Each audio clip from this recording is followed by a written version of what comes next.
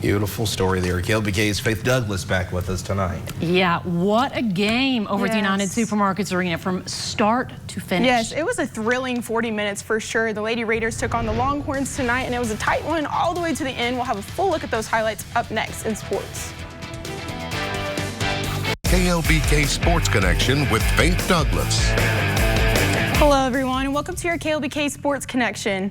The Lady Raiders hosted number 25 Texas Longhorns tonight. Let's get right to it. This was a battle the whole night. Krista Gerlich here will be first up for Tech, and she finds Ella Tofeano under the bucket, and she gets the open two. Tech trails 9-11. Taylor Jones gets up over everyone and banks it off the glass for UT, and they trail 17-20. Next up, Katie Farrell gets it into the lane, finds Kyla Freeland, and she gets nailed, and then she will go on to sink the and one and gets a three-point play. Tech leads by 3 at half, but the Longhorns keep it tight all the way into the fourth quarter. But the Lady Raiders will come out on top of this one, 68-64, and Brandon Scott drops 31 points tonight. Also in double figures, Freeland had 12 points and 7 rebounds. I'm just proud of these kids and their composure. They had such great poise and composure, determination. You know, they were outsized at times, and that didn't matter. You know, we had some broken plays at times, and we still find a way to get to the free throw line. But they just executed the game plan to a T, and everybody performed their roles. Whatever we asked them to do, they're all being so selfless right now. It's fantastic. This is KLBK's Kansas City Football Focus, sponsored by Nissan. The Kansas City Chiefs are hosting the Jacksonville Jaguars this Saturday in the second round of playoffs.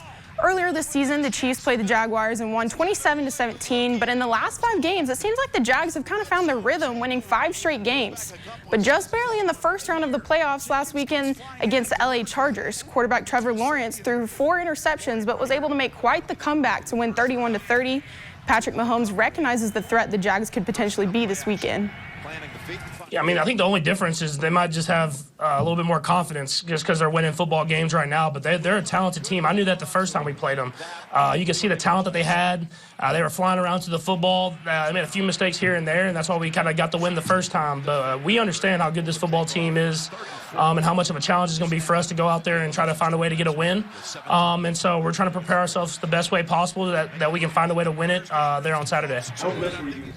Texas Tech track and field team swept the Big 12 in their opener of the season last weekend. Rosemary Chukwuma was named Big 12 Female Athlete of the Week after her 60-meter race time of 7.11 seconds for the nation's top time. And of course, she broke the school record and her personal best as well.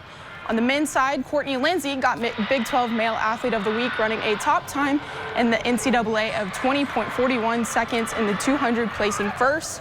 Head coach Wes Kittley is pleased to see how well the season opener went for these two. They put in the work over the break too, and to be able to come in and to open up their first race, that just means that they worked hard over the Christmas break, and that's really hard to do when you're in good shape and then you leave for 2 weeks and then you come back.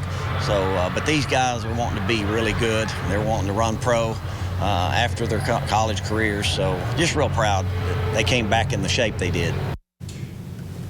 Great news all the way around. Yeah, it's a big night. When you've got an outstanding track program like that, I got the chance to talk to Coach Kelly yesterday or 2 days ago.